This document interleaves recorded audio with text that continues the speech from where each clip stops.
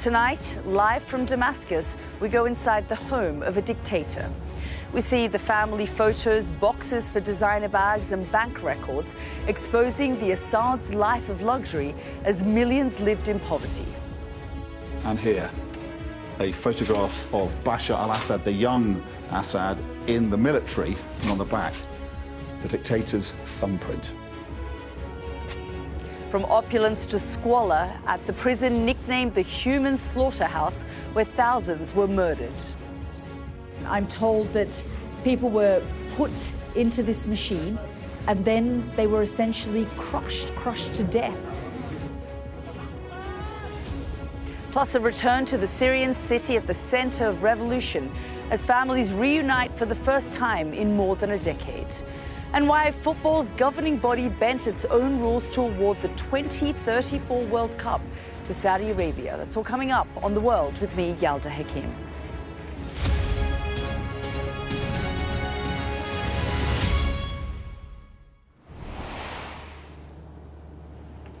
Good evening and welcome to this special edition of The World with me, Yalda Hakim, live from Damascus. Tonight, we want to take you behind the walls to show you how this president and his people really lived.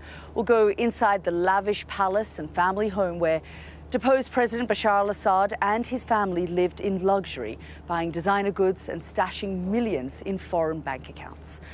Contrast that with the torture chambers of the notorious Sednaya prison, which is being described as a human slaughterhouse. I walked past cell after cell today with Judy and Aisha, who are searching for any trace of their brother and father. I'll bring you that report in a moment. But let's begin with our international affairs editor, Dominic Waghorn, on the excesses of a dictator. Welcome to what the Assad family called home. They had many palaces, but this was their personal residence in Damascus.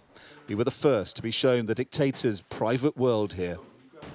A rebel guide rifled through Assad family photos, startling glimpses of Syria's tall, gangly tyrant relaxing on holiday and the life he and his family led before he was wrenched from power.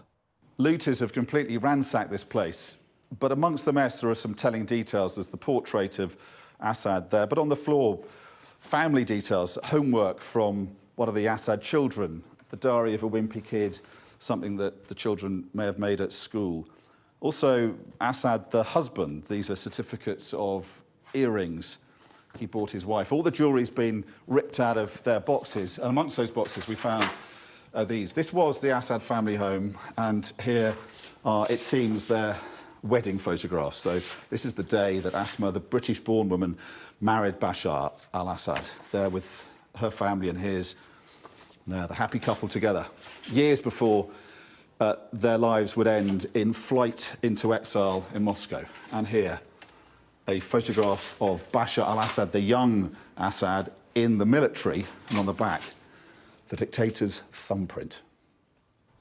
This was the personal boudoir of Syria's First Lady, where she seems to have kept some of her most treasured belongings. Gifts from her children among a sea of looted luxury.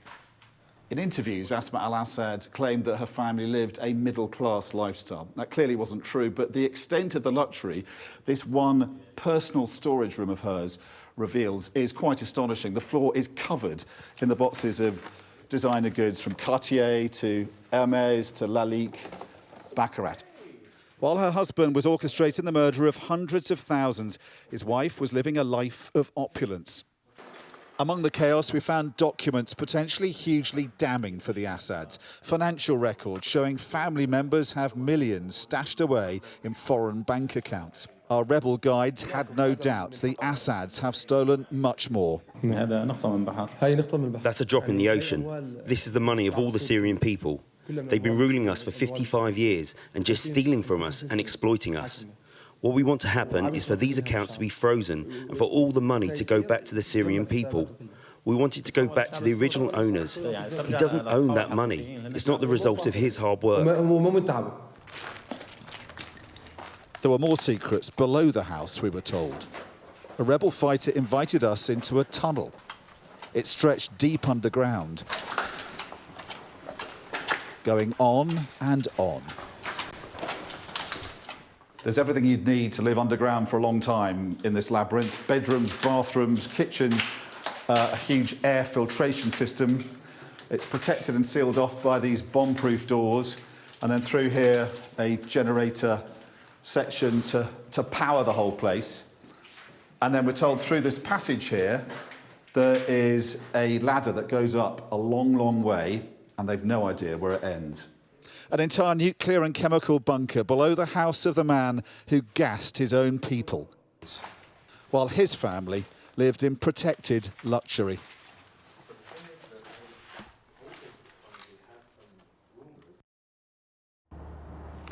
Extraordinary access there. Well, Dom joins us now here in Damascus. I mean, Dom, that just is so surreal, being able to walk around, not just in one of his palaces, but his personal home, and so much personal detail there. Yeah, very much so. And I've covered the Egyptian revolution, the Libyan revolution. The aftermath of this one, particularly today, has felt the most surreal. And we've seen a lot about Assad's palaces. His huge palaces clearly had a lot of them, but a lot of them were kind of for state ceremonial occasions. This was his town house. It was a big house. But it was very lavish inside, but it was still his family home, which clearly were very much Asma al-Assad, his British-born First Lady, his wife, I think preferred to live, and outside was her car, which was a fairly modest saloon car.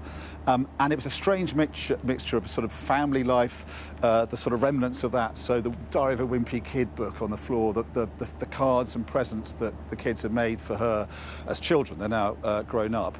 But then with all of that, also this extraordinary opulence. When I interviewed her 15 years ago, here in Damascus, she said, we're a very middle-class family. You know, I don't think many people bought that at the time, but there was a certain element of that in the way that the Assads, or how she lived as well. But clearly a complete lie as well, because it's been massively looted, this place, but the floor was literally awash with the boxes and the containers. Sorry, Dom, we just, gunfire. yeah, there's a lot of gunfire going on here this evening, and we can see it overhead.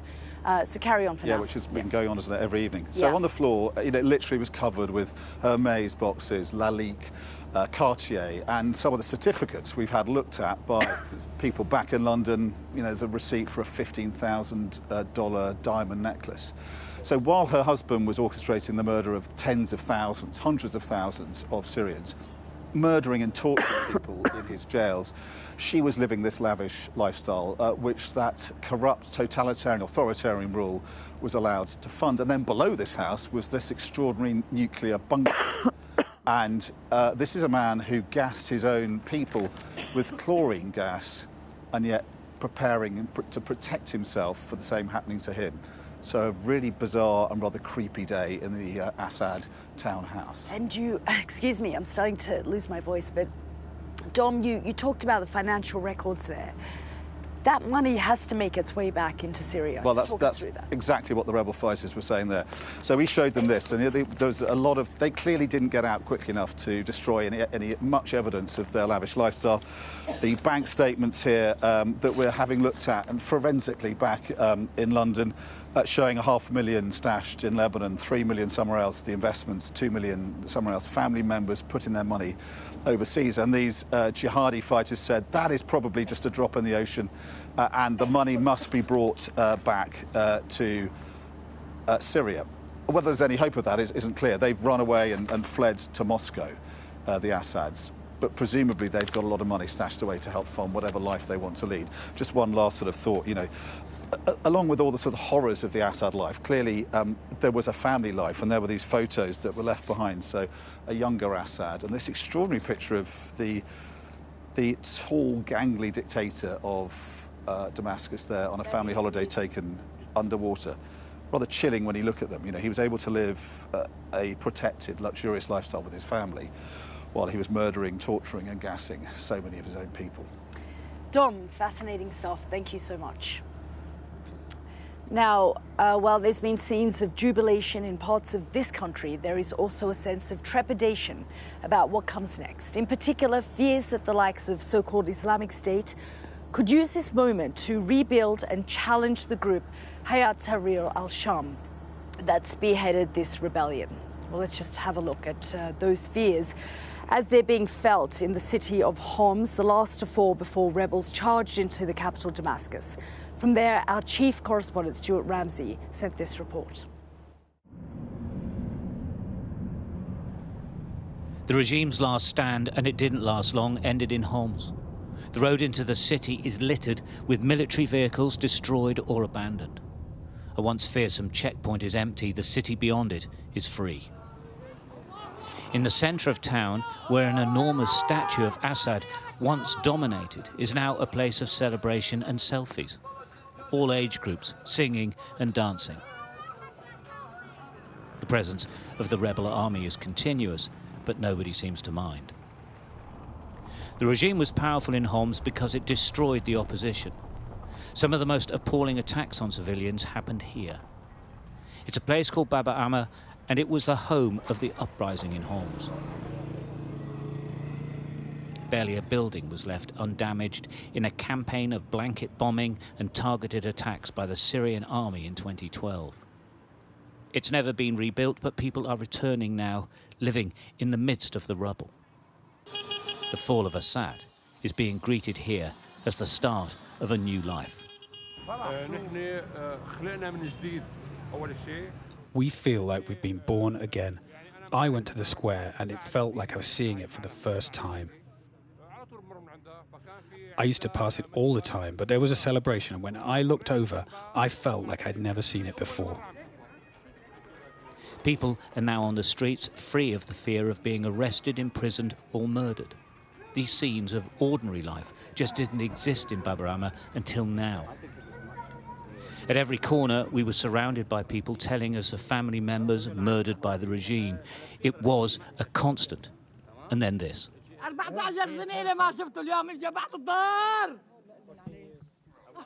After 14 years in hiding, Ahmed Hassan Naimi, an anti-Assad activist, has just returned home. And this is his family. I still can't believe it. I'm saying hello to everyone still. I've seen my mother for the first time in 14 years. My house is destroyed. They used to arrest and report protesters. There were spies within, and I got a notice that my name was on a list. My name was distributed to soldiers at checkpoints, so I couldn't cross checkpoints anymore. I was here when the uprising started. Abu Firas was one of the Free Syrian Army soldiers who protected us. They were just in their 20s then.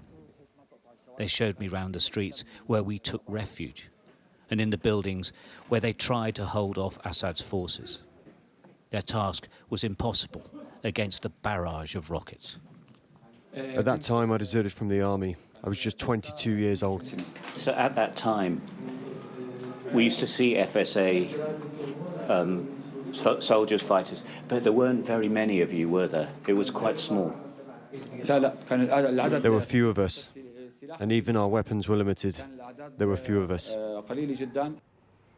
Sunday Times journalist Mary Colvin, French photographer Remy Oklik, Syrian activists and civilians all died here. They called it the media centre.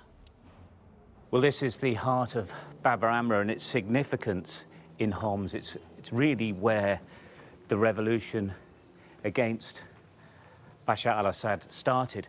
This building is incredibly significant because it was where activists worked and the media came here from the outside world.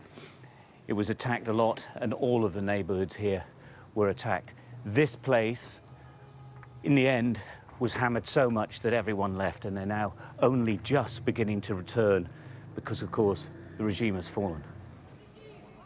Homs is free now from Assad's long reign of terror. The future is far from clear, of course, but the present feels very special in Bab el-Amr. Stuart Ramsey, Sky News, Homs. Well, in the last few minutes, as you were watching that report, we saw a fair bit of gunfire that's been going on throughout the day here. So I've had to put some protective gear on. But that really is the nature of what's happening now in Syria. We're not quite sure exactly what the gunfire is, but it does start to get quite tense, especially in the evenings and the early mornings as well. Well, as you were seeing there in Stuart's piece, he referenced the so-called media centre where Sunday Times journalist Marie Colvin and French photographer Rami Oklik were killed. Well, to discuss this further, let's bring in photojournalist Paul Conroy, who worked alongside them covering the unrest in Syria back in 2012. Thank you so much for joining us here on the programme, Paul. I first of all want to ask you about just seeing the developments here. You're watching our piece there from Homs. Of course, you covered the uprising and the battle for Homs with Marie. But just seeing how things have developed in this country now, just tell me how you're feeling. Well, I'm watching from Odessa, and for the first few days I was getting small bursts of it because we have power cuts every 4 hours. And it seemed initially when they took Aleppo, I was like, okay, maybe they'll get to Aleppo, hold it, and then things will develop. But it appeared that every time I turned my phone on, they'd taken another town. You know, they were moving down the road to Hama.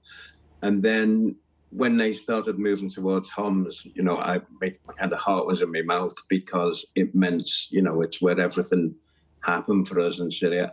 And I just felt incredible joy for the Syrian people who've been 56 years under this family, this almost a mafia family that have run that country with a rod of iron.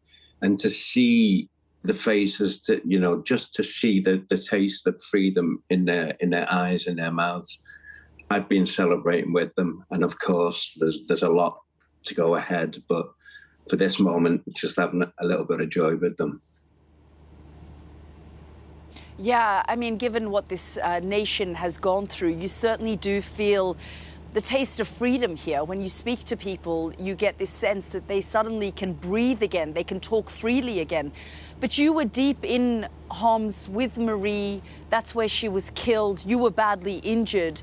And you sort of really talk about the bravery of the people there who fought and then lost, essentially, their city. But just talk about that. I mean, just being there with Marie, you know, you were lying there injured and seeing that those rockets that were fired by the Assad regime, and it was concluded that it was a deliberate attempt to silence and kill journalists, and specifically Marie's reporting. Yeah, I mean, it was a brutal time. I know Stu had been in there recently before we went in, and we came out of a tunnel. It was about a 3-mile tunnel, and we came out. It was like coming out into hell. Just the intent. We both worked in zones of heavy artillery fire, but when you came out into Homs, into a neighborhood in Bab Amra of 25,000 civilians, and the weaponry that was being poured onto the place was really off the scale of our understanding at that point. And, you know, as they were saying in the piece, there were very few FSA then. It was the beginnings. You know, they were there to protect people going to the protests, etc. It wasn't a real army. Therefore, it wasn't really a war. What we saw in Bab Amra was more akin to just slaughter. And Marie's pieces, the pieces we got out from there, really kind of highlighted that. And then, obviously, we did some broadcasts, and I think that really rattled the regime's cages. And the next thing we knew, they just unleashed, you know, holy hell on the media centre there. Yeah, Paul, we're looking at some of those images that you captured in Homs at the time. You also write about the fact that Marie really was desperate to tell the story of the Syrian people, to capture their suffering against this brutal, oppressive regime. How do you think she would be feeling today had she been with us, you know, and seeing the way that Syria has ultimately been liberated? And of course, there are going to be many challenges ahead. Yeah, look, if Marie was here today, I wouldn't be sitting in Ukraine. I'd be on the road there. That'd be the first thing that'd be happening. But no, she would be overjoyed. You know, we saw the worst the regime had to offer in Homs. And now to see the people on the streets there, just to see people come out and talk to journalists, openly talk to journalists, that was something that 12 years ago they would die for. You know, that would be an offence that they'd either get killed or taken off the streets. So for Marie to see this now, she'd be elated. Slightly bittersweet in the sense that Assad has done a runner to Russia. But, you know, Kat, Marie's sister, we took a court case, you know, we got a judgment against the regime. Now, if they preserve evidence, that there's a lot more to come out, and hopefully that evidence can be used, you know, primarily for the Syrian people, but to show the world what this regime did to them people. And, you know, for that to have ended, Marie would be ecstatic, as I am. Paul, thank you so much. We're so grateful that you've joined us here on the programme. Thanks for having me. Cheers. That was Paul Conroy, who, of course, worked for the Sunday Times, does continue to work for the Sunday Times with Marie Colvin. Well, while many here are celebrating, this country remains in a very fragile state. Multiple warring factions control different parts of Syria at the moment. And it's HTS led by Abu Muhammad Jolani, where the main force which drove out the Assad regime. They have taken the strip highlighted here in green. The Syrian Democratic Forces, a largely Kurdish group, control the parts highlighted in yellow. In the last 24 hours, they captured parts of the Deir ez-Zor province. The Turkish-backed militias known as the Syrian National Army control the northern areas shown in purple. The parts shown at the bottom in orange are controlled by other smaller groups, and international interests are also high. Among them is Israel, which is operating from a demilitarized buffer zone and has carried out hundreds of strikes in Syria over the past few days. And in the north, the Syrian Democratic Forces and Syria's Turkey-backed rebels today reached a ceasefire agreement. Well, today, our international correspondent Alex Rossi spoke to a top commander of the US-backed and Kurdish-led Syrian Democratic Forces. He warned that a resurgent Islamic State is starting to take advantage of the chaotic fall of Bashar al-Assad. Have a listen. Are you worried about the groups that have taken over Syria? Their backgrounds, what they say now is very different to what they say in the past. Are you worried? Can they be trusted? Of course, there is concern. We're familiar with these groups from the past, and some of them continue to attack us. Currently, there is ongoing fighting, and there are daily casualties. There is certainly such a concern. All the groups present in Syria, along with the state supporting them, must act wisely and adopt the principle of inclusivity. If they insist on authoritarian rule similar to the regime of Bashar al-Assad, this will inevitably create grounds for civil war in Syria. There are many ISIS prisoners in this area, in prisons. There is some talk that they may be freed, either in an amnesty or they may be they may be allowed to escape by some of these rebel groups. How likely is that?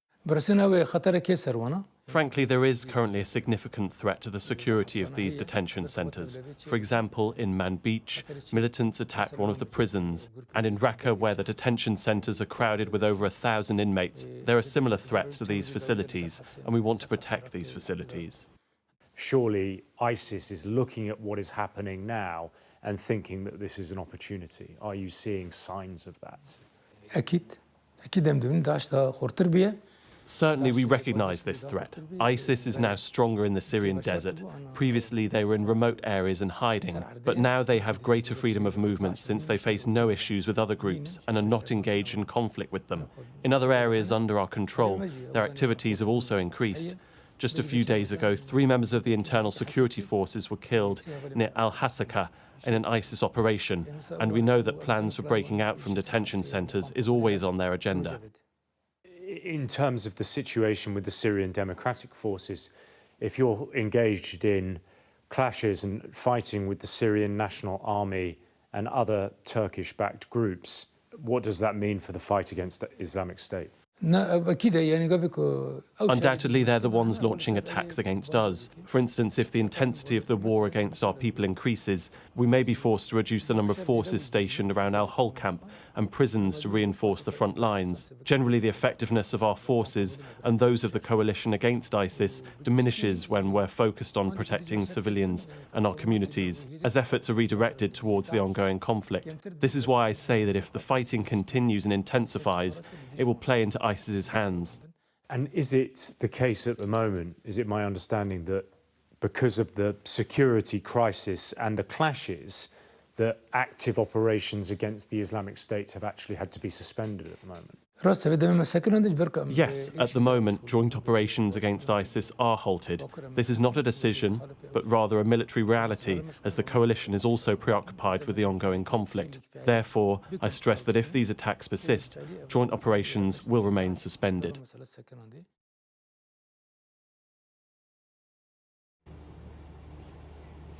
That was our Alex Rossi in northeastern Syria. Well, The World with me, Yalda Hakim, will be coming up just after the break, so stay with us. We've got lots more coming up. We go inside the notorious Sednaya prison, where thousands of people were held and tortured.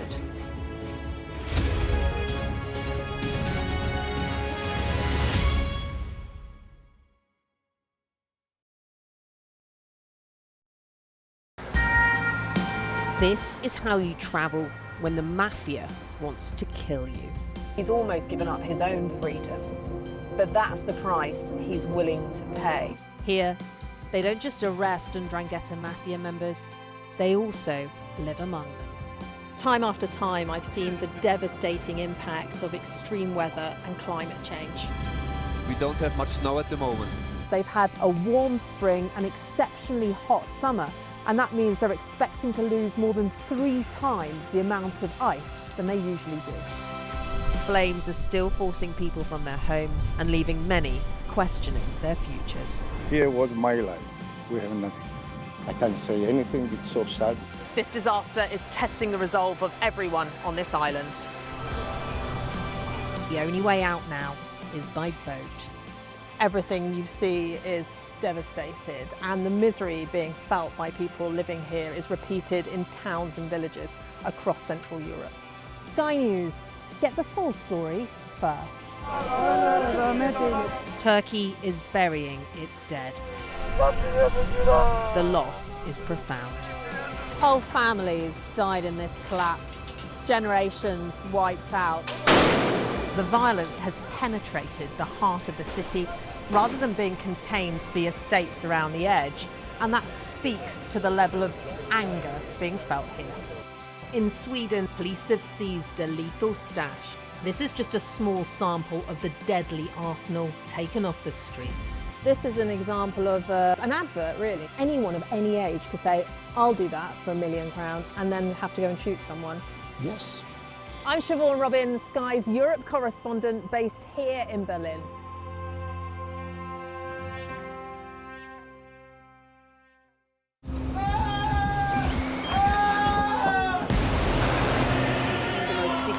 Day of this conflict. They keep telling us that they want aid. And this is what's left of it. Tanks, heavy vehicle. Why only in America? People want their country to work. Just want a job in a normal life. Why are these homes empty? I want you to be honest with people. That has happened within minutes. Sky News, the full story first. Free wherever you get your news. Jubilation in the streets, while some emotional. This is a political victory for Prime Minister Modi and his Hindu Nationalist Party. I'm Neville Lazarus, and I'm Sky's reporter based in Delhi. Companies like these are helping India in its trajectory to be a serious player in space exploration. Sky News, get the full story first. We've got your Sunday mornings covered. From the front page and the sounds of the streets to the voices of the people who make the major calls and big picture politics beyond Westminster. We'll put you at the heart of our story. A new start to Sunday. I'm ready. Are you? Join me, Trevor Phillips, Sunday mornings on Sky News. We'll go to Yalda again very shortly. In the meantime, she went to the notorious Sednaya prison on the outskirts of Damascus today. For years, we've heard claims of mass executions taking place there and torture being used on inmates. Today, as they walked through the doors of the prison, they got a window into that horrific backstory. Here is Yalda's report. On a hilltop on the outskirts of Damascus, the scale of Assad's most notorious prison became clear. Tens of thousands of people were held at the Sednaya prison, known by locals as the human slaughterhouse. Amongst the crowds, we met 3 women, returning to the place where their sons and brothers were murdered. Everyone will die, but why should my son die tortured in their hands? Why? He suffered a lot. Every time he used to tell me, I'd rather die than be tortured under their hand. But they've got him, and they tortured him to death. Why have you come here today? What are you looking for here? I'm still hoping to find him. We will keep on searching for him. If not here, then in Homs in Latkia, even under the ground. We will keep on searching. They have to respect us, to give us the body at least. We entered the prison, stepping over discarded blankets, the stench overpowering. The detainees, those who spoke out against the regime, were tortured, electrocuted, sexually assaulted and buried alive. We found what we're being told is a torture chamber. The doors are quite heavy and they appear to be soundproof. And then there seems to be a purpose-built controlling facility. And I'm told that in Arabic it says gas, air, heat, cold air. So it clearly just shows the kind of torture that they wanted to inflict on the people that they brought in here. For those whose loved ones were detained here, there is only sadness and anger. Judy, what are you thinking when you see this and to think that your brother was kept here? It's criminal. I can't believe my brother died here and we didn't know anything about him. And you look at the conditions here and you think your brother spent night after night in this condition being tortured? I can't believe, I can't imagine what he was feeling, what he was feeling here in this place, in this miserable place. Unbelievable, unbelievable. They're just not human. There is animal. They're animals. They don't have any humanity. After the rebels opened the doors to the cells, they uncovered brutality of a medieval nature. And this is the infamous crushing machine. I'm told that people were put into this machine and then they were essentially crushed to death. Sometimes they would bring dead bodies here and crush them to dispose of their bodies. Absolutely horrifying to see this machine here. This is a nation traumatized by years of brutal dictatorship at the hands of the Assad regime. He and his henchmen may now be gone, but the pain and suffering they inflicted on the Syrian people remains. For now, families continue to search for the lost. A horrifying prison there, not even a prison, more a death camp. As I said, the locals refer to it as a human slaughterhouse. Well, joining me now is Farouk Habib, Deputy General Manager of the Syrian Civil Defense Volunteer Organization. They're better known as the White Helmets. Thank you so much, Farouk, for joining us here on the program. We spent the day, like so many journalists over the course of the last few days, and Syrian families, at the Sednaya prison, where we were exposed to the horrors and brutalities of this regime. You have also had the White Helmets teams who have gone in there. Just tell me what they saw and found. Well, once we received the calls from the families of the missing persons who gathered around the prison, and they said that there are hidden cells behind the walls or under the ground, and they need civil defense members to come and dig into these walls. We sent 5 teams with their specialized equipment, including a canine snipers team. And it was horrible to see there the torture machines. It was a slaughterhouse, as you said. There are all kinds of torturing machines, crushing machines, and we found there people who are very traumatized because of the physical and mental status of the detainees who were released there. There were women and children who were born in that prison because women were raped there and they had their babies there. And there were prisoners who lost their names. They don't know who they are called or from which city, lost their minds. There were prisoners who were just laughing all the time like crazy and they don't believe what happened. But regrettably, we searched for 2 days and we had access to the map of the prison and we had communication with former regime officers who were in charge in the prison. And we couldn't find any other hidden cells. And honestly, we felt like we lost a very precious time because there are many other secret prisons which are not known. Sednaya prison is the most notorious one, but there are many other secret prisons in buildings for Al-Ba'ath Party or for the Assad family or their affiliated militias. And so you're saying right now, in Damascus and across this country, there are secret prisons where people are kept and you just don't know where they are? Yeah. And we're receiving thousands of reports about secret prisons and there are a lot of misinformation. So we have to dig into all this information and investigate them. And as we speak now, our teams are still searching and looking for every location we receive reports about them to look for those people. We also saw your teams digging underground of the Sednaya prison. Is that because of the rumors that there could be a labyrinth of underground secret cells? People found one floor under the ground with secret cells, but there were allegations that there are 3 floors under the ground. And people insisted, although we believe there is nothing under that floor, but families were crying there, families who lost their beloved ones, and they believed that they could be alive there. Because the number of the detainees, according to the human rights organizations, is much higher than the number of people who were found there. So there is a big difference, and we believe most of them were executed and buried in mass graves. But you can imagine the families were in denial phase, and they hoped they could find someone, and we had to respond to their cries. And we tried, but we couldn't find. And Farouk, tell me, how many prisoners did your teams release from inside the prison?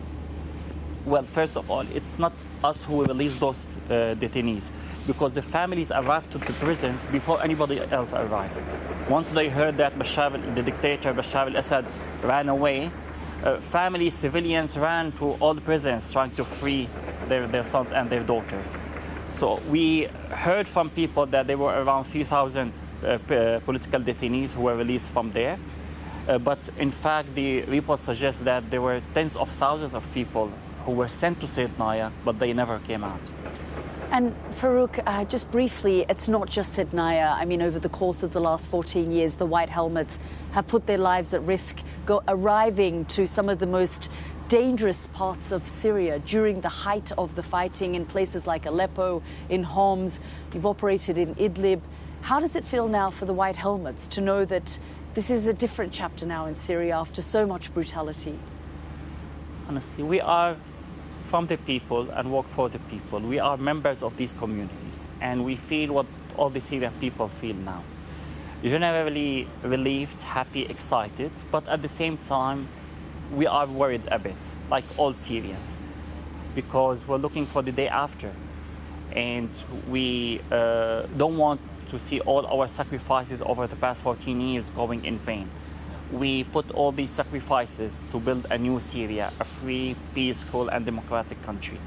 And because Bashar al-Assad left without a transitional period, without responding to the roadmap of the Security Council resolution on the political solution, so there was some vacuum. And we as civil society actors were trying to fill this vacuum and resume service delivery to the people and give them hope. Hope is what the Syrian people need now. They want to open a new page and they want to start a new life.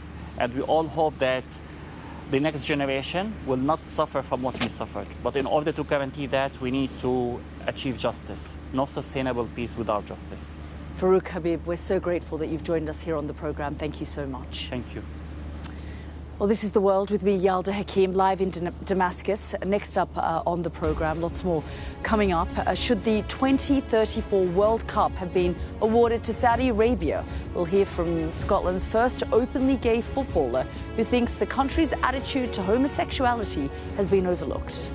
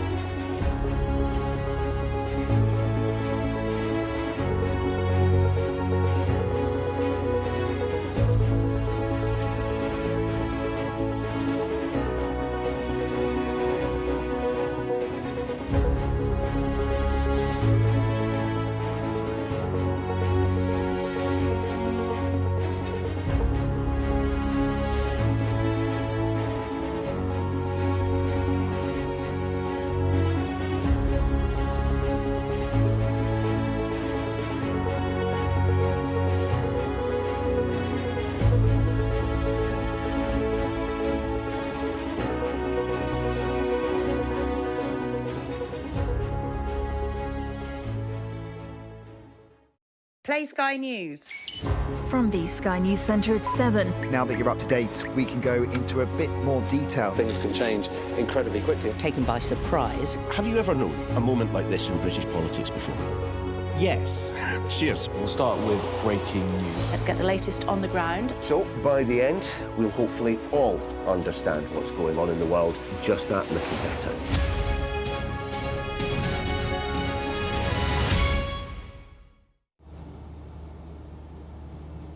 Welcome back. Let's turn to some of the day's other news now. And Saudi Arabia has been confirmed as the host of the 2034 Men's Football World Cup. Their selection was, in effect, a coronation after all other bidders dropped out of the contest. But it's a decision surrounded in controversy. Human rights groups have raised concerns about the repression of women, restrictions on free speech, and the criminalisation of homosexuality. Our sports correspondent Rob Harris has this report. At 2034 in Riyadh, kick-off for the 2034 World Cup party. A show of political and financial power. Saudi Arabia. This was a victory engineered for Saudi Arabia by FIFA. A fast-track process without any rival. Are you ready? Still presented as a decision for global FAs, but they were left dialing in on Zoom. Critics and media kept away from Gianni Infantino in Zurich. And no actual vote in FIFA's democracy. Just a stage-managed confirmation by acclamation. And one dissenting nation, Norway, only briefly acknowledged by FIFA.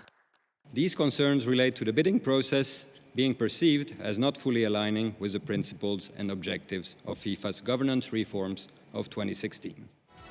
United, we stand. But they went ahead anyway. Saudi 2034 was lumped together with 2030 picks. Uruguay, Argentina y Paraguay. It needed 2 envelope reveals for this sprawling World Cup concocted behind the scenes. Morocco, Portugal and Spain. No mention of climate concerns spreading the tournament across 3 continents.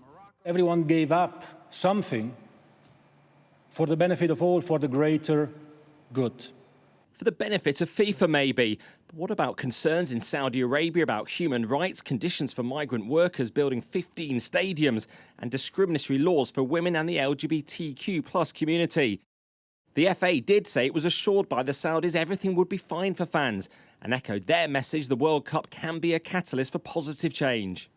But human rights groups call this sports washing, using these mega events to detract from horrors like this. The murder of the Washington Post journalist Jamal Khashoggi in the Saudi consulate in Istanbul in 2018.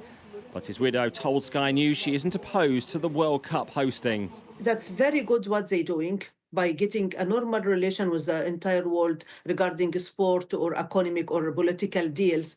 But in the same time, there is unfinished business here, which is Jamal Khashoggi case, is not completed. Scrutiny on Saudi Arabia will intensify from the world, if not FIFA, after a day of celebrations. But there was no jeopardy. This was a coronation without a contest. Rob Harris, Sky News. Well, joining me now is Xander Murray, the first openly gay male professional footballer in Scotland. Thank you so much for joining us here on the programme. I just want to first get your reaction because, of course, it was obvious that Saudi Arabia was going to be coronated given everyone else pulled out of the contest. But what do you think about the fact that they've now been handed the World Cup? Good evening, Yalda. Good evening. My initial reactions were immediately to the LGBTQ+ Saudi people. I really feel for them. Of course, there's going to be masses of fans in 2034, but I've covered this many times, and there's some really key facts I really want to just get out immediately. Nearly 50% of Saudis would feel very uncomfortable having an LGBT neighbour. Nearly 40% of Saudis think being LGBT is a crime. The FA, of course, have come out and said, no, the Saudi has a commitment that it's going to be a safe space for LGBTQ+ people. But this isn't just a societal problem. This is from the top down. Very recently, you can see it in the press. Last year, the Saudi government banned all rainbow toys, rainbow clothing, hair clips, you name it, because they did not want to preach or practice or encourage homophobia. And I can just tell you firsthand, Yalda, I grew up in the East End of Glasgow. I did not see any rainbows. I seen no LGBTQ+ people, and I knew I was gay at 13. So what we're seeing is a huge issue from the top down. And of course, that's my main issue with this. And I feel for the Saudi LGBTQ+ community. Or anyone who may go to the games. Just, you know, there are groups, and FIFA themselves have said it's often good to give the World Cup and these major sporting events to countries where there are concerns about their human rights records, because it allows the world to focus on them and perhaps they can bring about reform. What do you think about that? Of course, absolutely. All World Cups in particular is all about the legacy of the World Cup. We've seen in 2022 with Qatar, the legacy. 6 months ago, Yalda, we had a British national detained for being gay in these police stings, these police operations that are happening across the Middle East for LGBTQ plus people. Saudi He was Arabia. refused HIV medication. And that was only 6 months ago, post the World Cup. So we're I seeing... interviewed that gentleman's brother, and Yeah.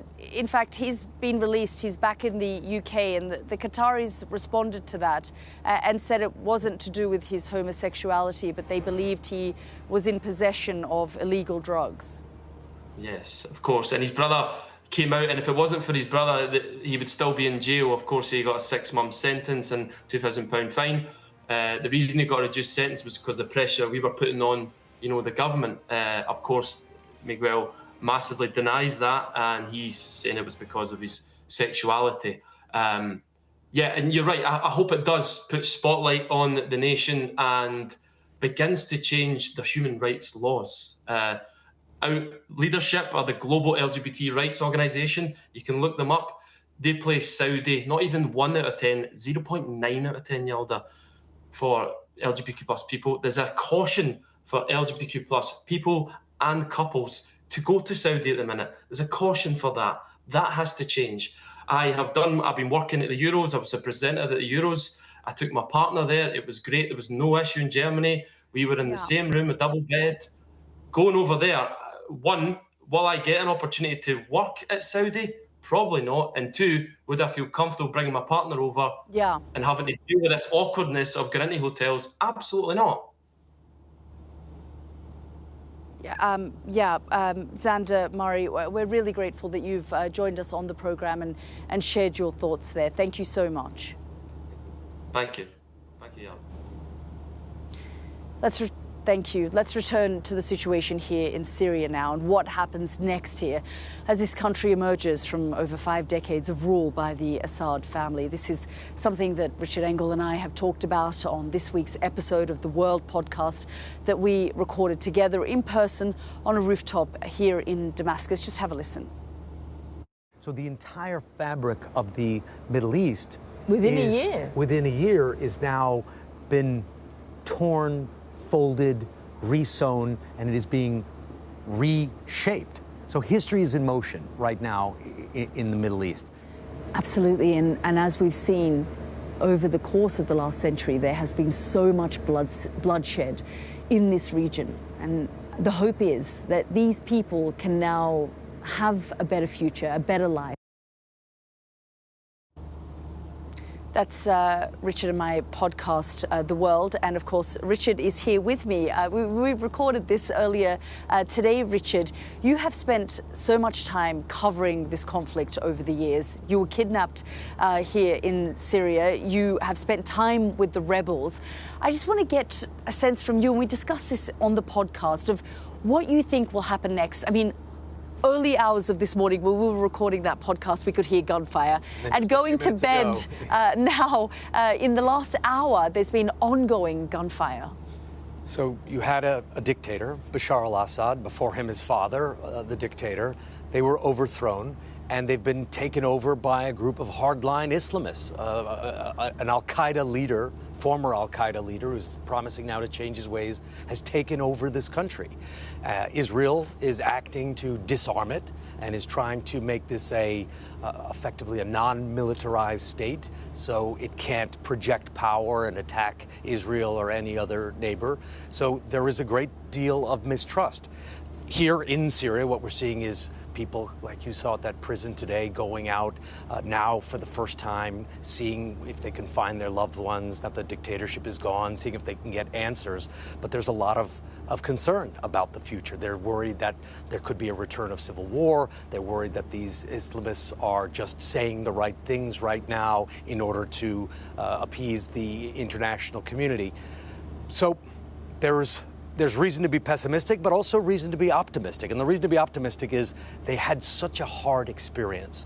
For the last 10 years in particular, it has been so awful for Syrians who've been living here. You interviewed the gentleman from the White Helmet.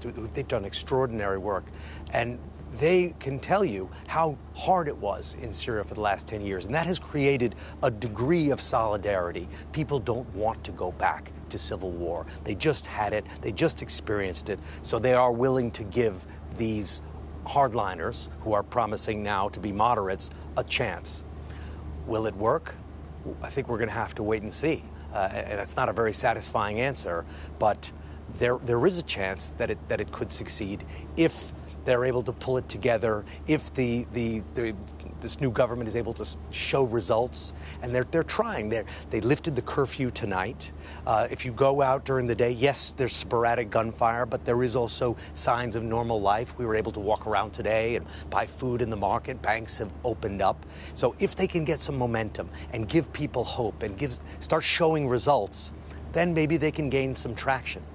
But they could be derailed pretty quickly too. Absolutely. Richard, we saw a former colleague today in the hotel lobby, and she said, I'm happy, but I'm worried. And I think that sums up the situation here in Syria. Thank you so much. And of course, you can scan the QR code that's on your screen now, and you can listen to the full podcast episode with Richard and I wherever you normally listen to your podcast. Make sure you follow. And we both love getting your questions and hearing from you, so please do send them to us. And we will continue to cover the situation here from Syria over the coming days. So do join us here on Sky News and stay with us. We'll be back for the news at 10 in the next few minutes.